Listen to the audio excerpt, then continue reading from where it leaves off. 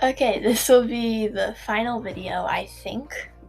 Yeah, this will most likely be the final video of my Broadreach 2021 amazing summer trip. Best trip of my life, happiest I've ever been. Go back in an instant. And this is just going to be me talking about the trip in general. So what was this trip? So this trip was I went to 4 different countries: St. Martin, St. Barth, Statia, and Saba. And St. Martin is like part French, part something else. I can't quite remember. It might be like Spanish. St. Barth used to be French, but they are free now, but they still have like ties to France, and they still have a lot of French like customs. Really good food. Statia, I don't know much about it. We didn't actually go on land on Statia because of COVID. They wouldn't allow us, but they had some cool dives. And Saba, which is part of the Netherlands, favorite place on the trip. I lived on a catamaran for 21 days with 10 people. For like 3 days it was 11 people, but a kid had to go home because of an injury. But for most of the trip it was 10 people, and it was amazing. I got up to my rescue diver and some other certifications, but the rescue diver was like the highest one I got. We did a lot of hikes. We did some community service. I got 3 hours, I think. I put family on there, not because I went with my biological family or whatever. It's because these people on my trip, by the 3rd day, we were with each other. I literally never met these people in my life before, didn't know they exist. Within 3 days, I would have considered them family because we were together for 72 hours straight. At that point, 3 days. And they were family. I knew so much about them, and after 3 weeks, I couldn't imagine my life without them, and it's still hard. Every morning, I think I wake up, and I remember that I'm not on my boat, and I miss it. And I got to travel the world with some of the most amazing people ever. And my dream, I don't live near an ocean. My house is not near an ocean. It's very far from one. So my dream always as a kid was to adventure the world and go to the beach with my friends. I'd always wanted to do that, and I got to do that, so that was amazing. So some diving. I got 21 dives in total on that trip. The goal is 20, so that's nice. I got plenty of certifications. I got my advanced diver, rescue diver, night specialty, PPB specialty, peak performance buoyancy, emergency oxygen provider specialty, nitrox specialty, navigation specialty, EFR, which is like emergency first aid, like CPR, Heimlich maneuver, what to do if somebody's like bleeding out, basic stuff, basic medical care, IYT International Crew Sailing License, and the Broadreach Yachting License, yachting license. The deepest I went on dive was about 70 feet. I think it was about 72-ish, but yeah. And I went on wrecks, grass beds, which I don't have here because they weren't the most interesting. They're more so for skill dives to get all the certifications. I went on this one cool reef wall in Saba. These just giant rocks. It was amazing. See, we got sharks, shells, the shipwreck, and of course the dinghy that we went on many dives, and no, you don't get to see their faces. Hikes. So we went on a secret beach hike because we were stuck in the marina. It wasn't part of the exact planned trip, but we were sad when we got there because after hiking for an hour in the hot sun, in the woods, hot sun, I don't know, it was tiring. And we get to the secret beach and they tell us we can like go up to like our ankles, or like kind of a little bit like mid calfish. But we weren't allowed to go any deeper because there was a lot of rocks and they didn't want anybody getting hurt. It wasn't like a few kids. This was probably like a lot. There was a lot of kids down there. So somebody was gonna get hurt if they let us in. So they told us we couldn't. But I like took a towel or something and put it around my head with the water. We hiked to Body Surf Beach, which is this beach in St. Barth. We took this, it's near the town, but we had anchored in this one kind of like cove area, so we had to like hike up there. It was really cool. We saw a lot of goats and turtles on that hike. Coming back, there was turtles everywhere, and there was like a baby goat, because on these islands there's wild goats because they're in the middle of nowhere and there's no way for them to get off, and you would hear them screaming. I did a 4 a.m. hike, which is, this is the picture from that, and it was tiring. I mean, it wasn't a long hike, it wasn't a big hike, but the fact that you had to get up at 4 a.m. No, before 4 a.m. was exhausting, but it was worth it. I have many, many great pictures, and this is just one of them. It was, that was a nice morning. I never get up that early, so yeah. And then the Saba hike, which I have an entire video on, but got some pictures. I actually found this picture from my GoPro that I did not know I had. That is Saba. It's not the best picture, but yeah, that's Saba. And I did finally find the picture of me standing on the highest point in the Netherlands, which is that. And no, you don't get to see my face, but this is literally the highest point in the Netherlands. That was a cliff to I don't even know where, because it was so foggy. And it was super windy, so I couldn't stand on the very top, so I had to like clench my legs to this thing. It was a mess. But it was a good hike. Eventually. More on it later. Life on a boat. So living on a boat was something to adjust to, but I'm an adventurous person, and I kind of like that whole lifestyle, I guess. So it was kind of easy for me to adjust, but I know others, like my sister, they would not adjust very easily. So water. We own a lot of the other boats, I think we might have all of them, they had water filters so they could suck the salt water out of the ocean and filter into fresh water. My boat did not have that. So we had 2 giant tanks, and once we were out of water, we were out of water. I remember the last few days, instead of filling up the tanks again, because they were going to have to empty them for the next trip and stuff anyway, they just brought these like jugs of water out there. We had to like pour water bowls in there. But yeah, we washed our plates with salt water. We did a little rinse with fresh water. But otherwise we used salt water to clean the decks. Just like rinsing everything, and boat showers, which we had to jump off the back of the boat into the salt water with like reef-shaped shampoo and conditioner and body wash and staff soap, because staph was very common living on a wet environment where you tend to get hurt a lot because you got bruises and cuts everywhere. You just woke up and they were there. I mean, like, it was just from stubbing your toe. I mean, I had like my feet were covered in cuts. I don't even know how I survived the trip.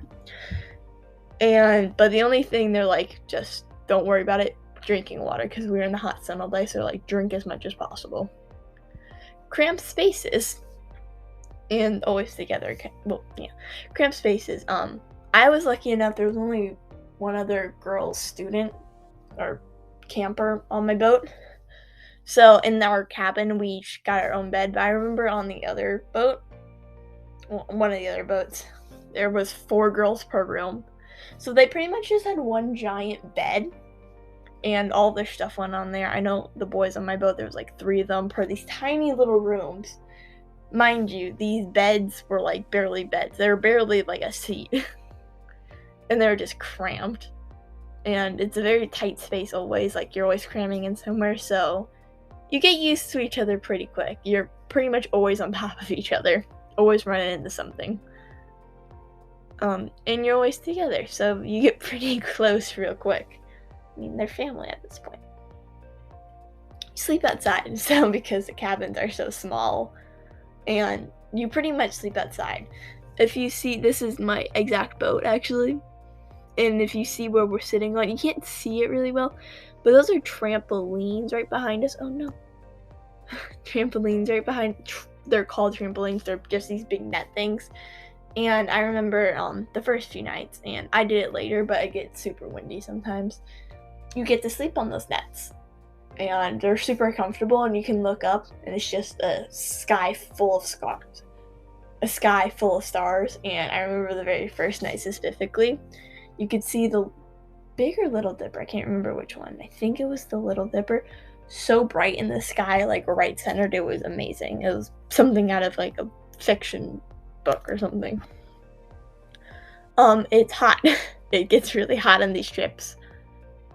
Well, we were in the Caribbean, and yeah, it's just hot.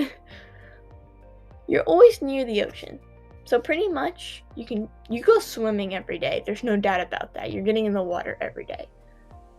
I mean, unless you get an ear infection, and they're like, "Don't go in the water. We want you to go and dive." So like later, sorry, I whispered. If you get an ear infection, you can't go in the water, or some other infection. But otherwise, you're in the water literally every day. If you get hot, just jump in. You're always in your swimsuit, so you can just jump in whenever. You're constantly going in and out of the water. This boat is your home, so it's constantly moving. This is what people mean by home isn't a place. It's people. And for me, it's kind of like more of a feeling too, but yeah, this was like our home, but it was always moving. But I was always with my family, my quote-unquote family. So it was amazing. I always felt so at home wherever we go. Everything has a fancy name on the boat. The bathrooms are called heads. The kitchen is called the galley, or and the meeting areas like the salon. There's the bow. There's port side, starboard side. All of these boat names I had to learn for the test. But yeah, it's a lot of fancy words. You kind of get used to them though. You have to conserve food, like water. With the trip I went on, whenever you ran out of food, they brought some more stuff on. But we had a real problem with milk that when we went in the town one day, we all just bought a bunch of milk and like barely crammed it into our 2 little mini fridges that we had that barely held everything, because our water was sitting in the hot sun all day. I mean, we put it in the shape, I still got hot. So we had to get the milk, and we drank the milk because it was cold. Also, one of the few snacks that we had was cereal, and it tasted better with milk. But we also had these little nets that we put like apples, oranges. Our potatoes are sitting out. Like eggs weren't refrigerated; they were sitting out because it's just different. You don't have room in the fridge for eggs. You have room in the fridge for like meat and milk and cheese, but eggs, they're fresh. Be prepared to lose everything. I lost my sleeping mat while sleeping on it. It's this big, like, little blow-up mat. It's like a camping blow-up mat thing. I was sleeping on it and it blew away in the middle of the night, and I didn't realize, and I couldn't find it anywhere, so I can only assume it blew into the ocean somewhere. Yeah, you lose if it's not tied down like super securely with one of the fancy knots that we learn on this trip, because we have to learn knots too. I remember some of them. It's gonna blow away. I mean, we tie down everything: buckets, t-shirts. Plates. You basically have to put like your entire water bottle on just to hold it down. Everything blows away. Lots of cleaning. Because you live on such a cramped space with a bunch of people, it's very easy to get infections, get sick, and bugs can come on, and if we get bugs, they're not going away till the end of the trip. So it's constant cleaning. After every meal, we washed all of the dishes because we didn't have just replenishable paper plates. So we had these like reusable plastic plates and cups and stuff that we had to wash every time. We had one big pot that we used for like every meal. And I remember scrubbing that thing for 30 minutes one time because mac and cheese was stuck to the bottom. Nobody helped me. One person tried, but they just didn't do it right. Anyway. I lost my place. I'm sorry, this video probably sucks. It's like 1 a.m. I've been working on random stuff all day. Never mind. But Yeah. And we also sloshed the decks after every meal. Basically means we got these buckets, we threw them in the sea. They had like ropes on them. We pulled them back up. We kind of like spilled them across the deck and closed the door to the inside. And we get these like big kind of like broom things and like shove the water kind of off through, because it's on a boat, and we just kind of shoved it off the back with all the gunk and food that we dropped. And yeah. Other notes. Top tier safety. Broadreach has top tier safety, I promise you. When we like cliff jumping that you'll see on here later, I'll explain it more. They're like, you can't do any flips. If you do any flips, we're all going back. We've had injuries in the past. No. Nobody did a flip, thankfully. Their always top concern is you. If you think you might have an ear infection, they will take you to the doctor. They have doctor visits like regularly, because people get, you're kind of like exploring, living on a boat. You're gonna get injured kind of, so yeah, but they're always with you. They always make sure you're okay. Like, they don't ever like leave you just to fend for yourself. They always make sure that you're in good hands. And it's like remarkable. So if the only reason you worry about this trip is for safety, don't worry about it. You're pretty much always safe. I would totally do it again in a heartbeat. I would go back there right now with literally nothing. This the happiest I've been in my entire life. This is home and family. Once again, the boat's my home, and I still consider it my home. And the people on the boat are my family, kind of. My brothers and my sister, and yeah, whatever. I miss them a lot, and I still stay in contact with some of them. Yeah, I would do it in a heart. I would go back right now. Every day is an adventure. There was never an empty day. I think the latest I ever woke up on a trip was 9. It's because we had a big sail in the morning, and sails make me sleepy, and I just got to sleep in because, I'm used to waking up at like 1 p.m., but instead I wake up at like 6 a.m. normally, so it was a nice sleeping day. But otherwise, yeah, up bright and early in the morning until late at night. It's always something to do. We get some relaxed time, obviously, at the day. Like, we'll go swimming off the boat, do flips and stuff. But there's always something to look forward to. Cliff jumping, which was one of the activities we did. So we got on, so my boat, another boat, both got onto this other boat. There was like 7 boats on our fleet. And we like, I can't think of the word. We drove, I guess I'll just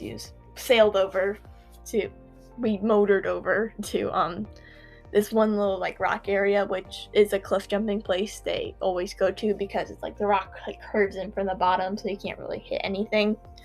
And we got to go cliff jumping off a 25-foot cliff. You had to like climb up. They called it a ladder. It was a rope. It was a rope hanging from the side of like a weird rock that you had to like come up and over. They had instructors up there, obviously, making sure like you were fine and stuff, but you were literally on like the ledge over the water. It was awesome though. And then after we started jumping a little bit, there was all these jellyfish that came up. I promise you, it's like 100, 150. They were non-stinging jellyfish. They were moon jellyfish. But they were everywhere. I know some people freaked out, but I remember standing up there, and all I saw was jellyfish. There was barely any water at that point. It was just jellyfish. It was really cool, though. Cool creatures. Jellyfish. I saw sharks, lobsters, barracuda, pufferfish, trunkfish with these little, like, triangle fish. Angelfish. These, like, massive angelfish. Sea cucumbers, sea turtles. I saw, like, a firefly squid at one point. Cuttlefish. There was all sorts of stuff I saw. Cake party. Okay, this was something specific to my trip, but our boat, and then there was another boat, and we were all kind of pretty close. because our boat was kind of like a smaller one, because normally there's like 12 kids, but ours only had 7. It had 8, 1 kid left. So we wanted to do a sleepover, but we weren't allowed to because they couldn't have that many people on a boat at one time. So we asked if we could tie the boats together, and they said in theory yes, and people do that. But if in a dangerous situation where we need to get out quickly, it would be dangerous, so they told us no. But they did allow us to have a cake party, so we baked 2 giant cake pans and had the other boat over to our boat for like a night swim. We did flips off the boat, push each other off the boat, kind of. We threw glow sticks all over the place, and 2 giant cake pans, which, were monsters. We've lived on this boat for 3 weeks at this point. This is like our last night there, almost. Second to last night there. And we're nuts, and we're so used to each other, and we're literally all up in each other's personal space. So, and if one of us has a disease, we all have the disease. So we just grab the cake with our hands, because that's who we are at this point. And we just eat it, and there's cake everywhere. It was an amazing night, though. That was an amazing night. We drew all over one kid with markers. It was so fun. And just the day-to-day life. It's just, every day was something new, but also something to look forward to. And it was just at one point when I got there, I'm like, 3 weeks is so long. I promise you, there was the first day of the trip that felt like it was 4 days. And then the rest of the trip flew by in literally a blink of an eye. You think you're there forever at one point, and you're just like, oh, I always forget the outside world exists. I forget that I have to go back to a place that doesn't near the ocean, doesn't have amazing sunsets. This was my sunset like every night, I promise you. Or stars in the sky, bright blue sky stuff. And then you get back, and it's kind of sad, but I wouldn't change anything. I miss it. And this was the last photo I took on my trip. After this, I hopped on a bus and came back to my home, or my house, because the boat's my home. This was the marina. This is St. Martin, and I haven't been back since. It's only been a few months, and I miss it dearly. And yeah, that was my trip. Wouldn't change a thing about it. Like I said, I miss it so much. But I am signed up for another trip next year. It's a different boat, and it's a different trip. So it's like different islands in the same area. So like St. Lucia, Grenada, St. Kitts, that kind of area. And it's living on a boat again. And I'm excited. Hopefully nothing like horrible happens, like another pandemic rolls through or anything. I should be going. So, and I'm all signed up and everything. And I'm excited to go back. Get the thrill of adventure every day.